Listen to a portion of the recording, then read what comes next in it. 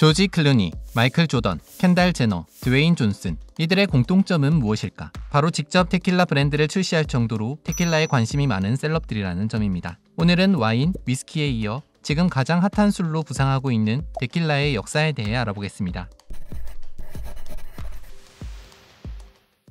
흔히 테킬라를 선인장을 가지고 만든 술이라고 생각하지만 정확히는 아가베, 그 중에서도 달콤한 맛이 특징인 블루에버 아가베를 가지고 만드는 술을 말합니다. 테킬라의 기원은 아주 오래전 고대 멕시코 원주민인 아즈텍 문명으로 거슬러 올라가는데, 아즈텍인들은 아가베를 가지고 우리의 막걸리와도 비슷한 발효주, 풀케를 만들어 종교의식에 사용했다고 합니다. 그러다 1519년 멕시코는 남미를 정복한 스페인의 지배를 받게 되는데, 스페인 사람들에겐 독특한 향과 시큼한 맛이 있는 풀케가 영 입에 맞지 않았다고 합니다. 그래서 그들은 풀케를 마시기 쉽게 증류를 했는데, 그렇게 탄생한 것이 바로 메즈칼이라는 술입니다. 처음엔 아가베로 만든 모든 술을 메즈칼로 부르다 1870년대 들어 할리스코주 테킬라 마을에서 생산한 메즈칼만을 테킬라로 부르게 됩니다. 프랑스 상파뉴 지역에서 만든 샴페인만 샴페인이란 이름을 쓸 수 있는 것처럼 말입니다. 테킬라 마을의 테킬라가 유명해진 데는 이유가 있는데, 이곳의 기후와 토양이 블루 아가베가 자라는 데 적격이었기 때문입니다. 특히 이곳은 화산 지형으로 토양의 화산 회토가 풍부해 블루 아가베의 품질이 뛰어날 수 있었습니다. 테킬라와 메즈칼은 기본적으로 아가베로 만든 술이긴 하지만 둘 사이엔 약간의 차이가 있습니다.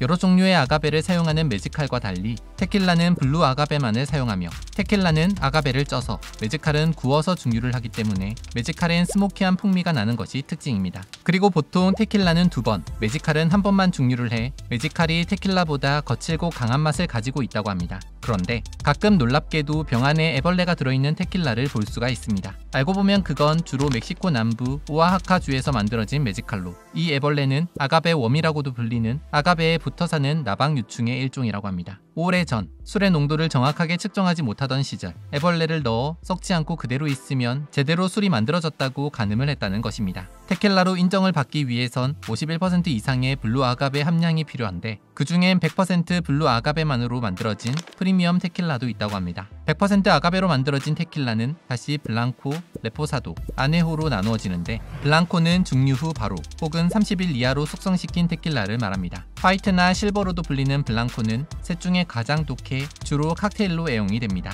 레포사도는 2개월에서 1년 정도 숙성시킨 테킬라를 말하는 것으로, 흔히 테킬라 하면 떠오르는 누리끼리한 색깔을 띠고 있으며 스트레이트로 마시거나 칵테일로 다양하게 즐긴다고 합니다. 마지막으로 아네호는 숙성된 제품이란 뜻을 가지고 있는데, 오크통에서 최소 1년 이상 숙성시킨 고급 테킬라를 말하는 것으로 셋 중 가장 부드러우며 가격도 그만큼 비싸다고 합니다. 아네호 중엔 3년 이상 숙성시킨 엑스트라 아네호도 있는데, 고급 위스키나 꼬냑에 맞먹을 정도로 풍미가 깊으며, 그래서 어떤 건 가격도 수백만 원에 달한다고 합니다. 다만 테킬라는 위스키나 브랜디와 달리 아주 오랫동안은 숙성을 시키지 않는 것이 특징인데, 너무 오래 숙성시키면 테킬라 특유의 아가베 향이 오크통 향에 가려 풍미를 잃을 수 있기 때문입니다. 그럼 테킬라 브랜드엔 어떤 것들이 있는지 다음 영상에서 알아보겠습니다.